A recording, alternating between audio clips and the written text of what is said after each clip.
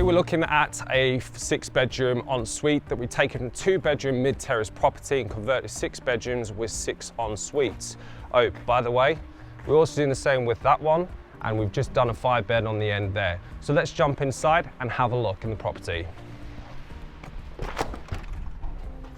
Yes, this is a 2-bedroom mid-terrace property that we've converted into a 6-bedroom with 6 ensuites.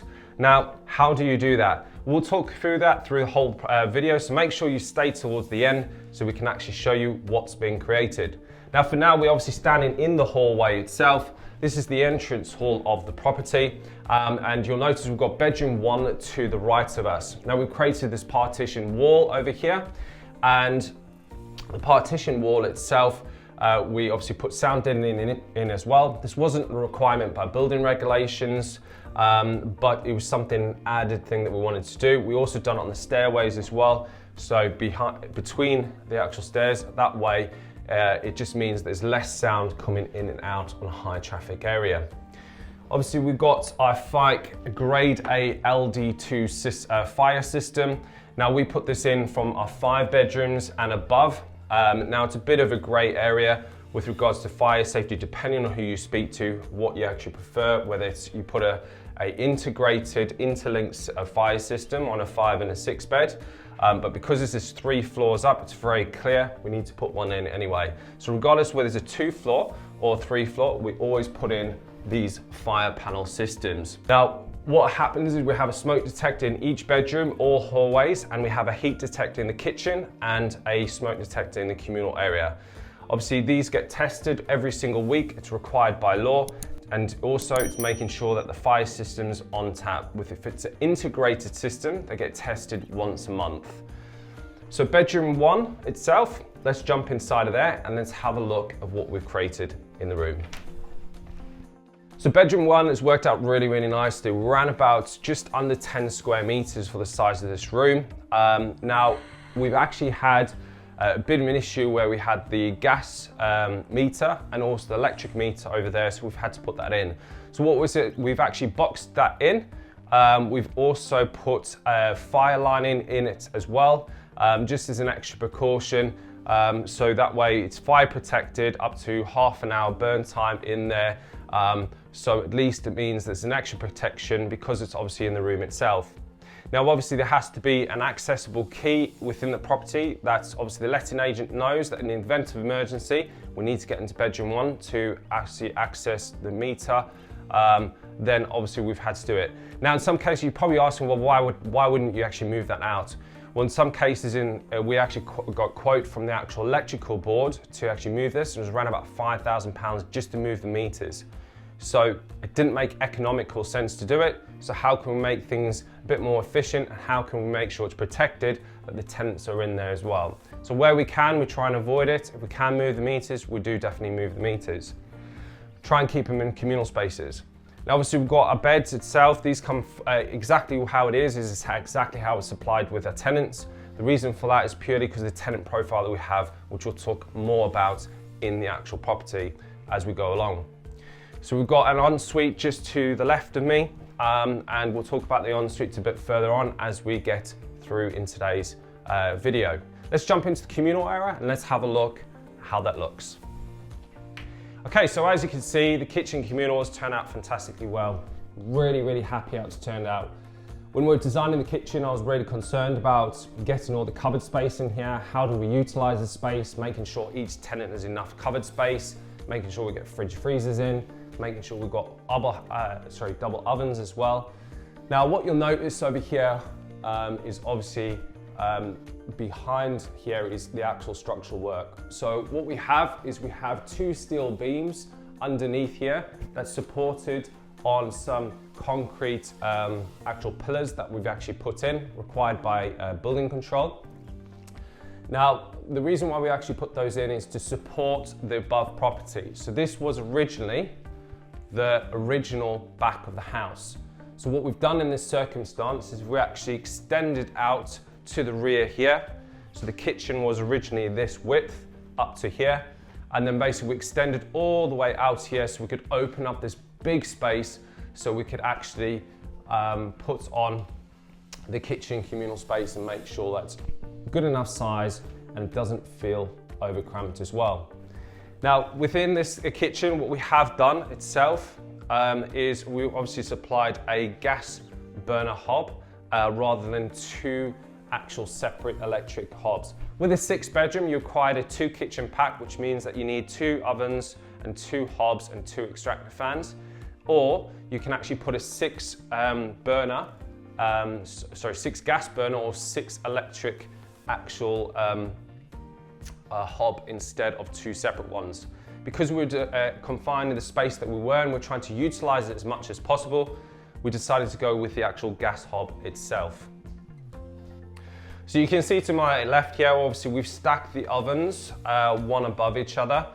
So it's worked out really, really nicely. We obviously got a larger unit over here, which houses the actual fridge freezer. We've got cupboard space underneath the actual cabinet, and we've also got behind here as well for tenants. So we're really utilizing space wherever we can. We've got obviously cupboard space over here. And generally what we've actually done is we've put all your pots and pans underneath the actual the gas burner, and we've got all that there. So the rest is all cupboard space for tenants, which really has worked out brilliantly well. We've got a tumble dryer over here, and just over by the sink, we've got the washer as well. So we can do separate washer and dryer. That way we know from maintenance point of view, they're gonna last a lot longer than say combined wash and dryer. Definitely where you can recommend it is don't actually do combined wash and dryer. That way it's gonna cut down on your maintenance costs, because of the high usage, they generally last about 1.5 years, we found. These they'll last years and years to come itself. Now obviously we use Beko appliances wherever we can. We just found they're good quality and they're also affordable. And obviously you want to spend your money and invest your money where it's utilized massively as well. Obviously you've got smart TVs in all our communals, and just to the right of me we've got, because this is a 6-bedroom HMO, we've got an unvented actual hot water tank system, because every shower is on a mixer shower. Now that's a 250 litre tank, and that allows a lot of water, enough water to actually get through to every single mixer shower without losing pressure, and also making sure there's enough hot water consistency with all the showers running at once. The likelihood of that happening is very, very slim. Now, what you have to take in consideration is when you're doing a HMO like this, on this size, you need to make sure that your water connection coming into the property is the right thickness. So we've upgraded the actual water housing in here. Originally it was a 15mm lead pipe, which needs to get replaced anyway. So we've increased it to a 25mm actual pipe coming into the property to create that extra water pressure throughout the system, so there's no drop in that anyway. Let's jump into bedroom number 2. Bedroom number 2 has worked out really well. It's quite a narrow room itself, but it's very, very long. That way, it's creating a lot of space in this bedroom. It doesn't feel cramped at all. Put a slightly smaller bed, which we don't normally want to, but we spoke to the letting agent about it because we didn't want to make sure, because we want to utilize the space as much as possible. Now, however, what we did do is we put a floating shelf over here with an extra plug socket so they can put their phones, etc. on there. There's a total of 4 double socket plugs in here, including one with a TV. Now in all bedrooms we do smart TVs as well, which we'll go through further down the line. What we did do is the original wall itself for this. So the kitchen, this was originally the downstairs bathroom, this. And what we did is we actually extended from here. So what we had to do is we had to get prior approval notice.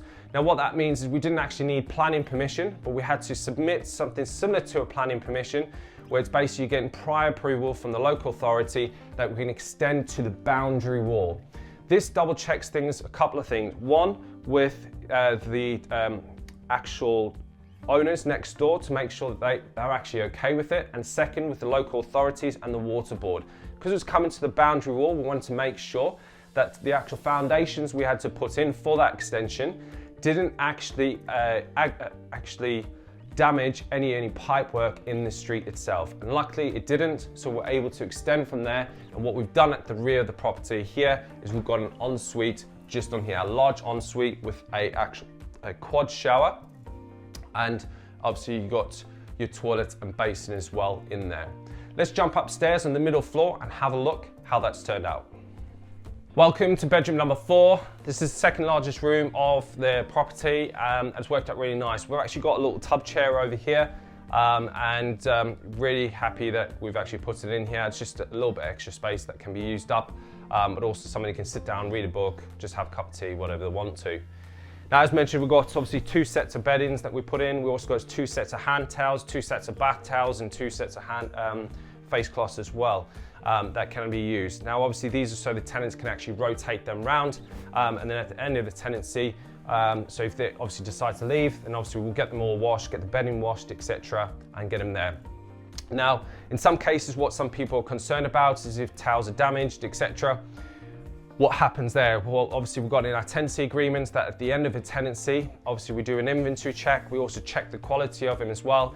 And it's obviously if some people haven't just even washed the actual bedding or anything like that, we charge them for it to replace them with new ones itself. We're really trying to think about making sure that we're protecting landlord, but also providing quality, high quality standards for all tenants moving forward. Now, all our carpets, for instance, we actually got a 15-year, we use carpets that got a 15-year guarantee on it with a higher grade carpet that's actually bleach resistant. So if anything actually falls on it, we know that everything's going to be okay with that. Just bear in mind, this property's had a full rewire, it's had a full new heating system, a new boiler with a 7-year warranty as well.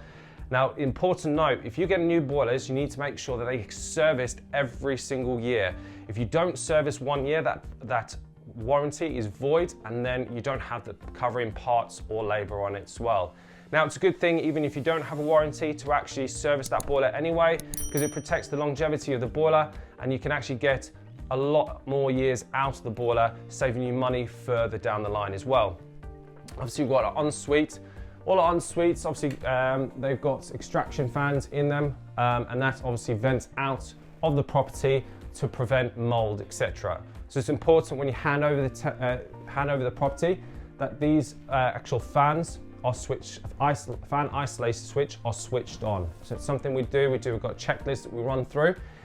The other thing as well, the actual bathroom fans, you can get very cheap fans, or you can spend a little bit more, and they're very quiet, and they also got more suction power to get the actual air out of the actual room. So if they're very noisy, that's when what happens is these fans get turned off.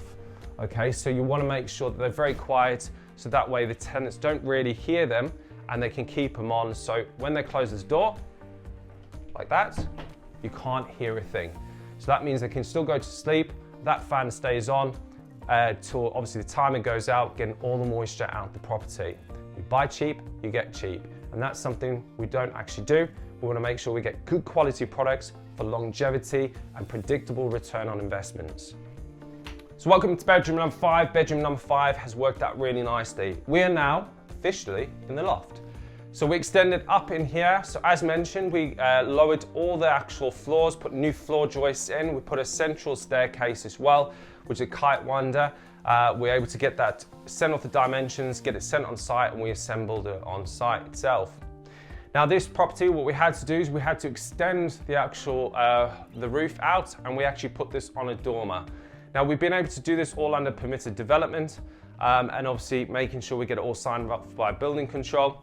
So in the actual ceilings itself, we actually got so this is actually a flat roof on top, and it's got, and it's called a warm roof. So the difference between a warm roof and a cold roof is very simple. You've got insulation on a warm roof, a cold roof hasn't, and you've got to put insulation between the joists. So because we've got 120mm insulation on the actual warm roof, and that way we didn't need to put insulation between the actual roof joist itself. So on all the external walls itself, we actually have a 63mm insulation PIR board. So that way, sorry, a plasterboard, and then that way it's got 12.5mm insulation with the 50mm insulation on all the actual outer walls itself that we've used from there. Obviously next door, we've also converted to a 6-bedroom HMO with 6 en-suites as well. So we didn't actually need to put insulation board on this wall here, because obviously we've got 2 adjoining walls itself, and obviously we've got heating up there as well. Ensuite here, so all the en-suites are in the center of the property, apart from 2 bedrooms, which is bedroom number 2 and bedroom number 3 itself that we haven't. That way the drainage just goes all central, down out into an inspection chamber, so it's all new drainage as well throughout the property. This creates longevity and predictability in your properties. Let's check out bedroom number 6. So bedroom number 6 is the smallest bedroom out the lot.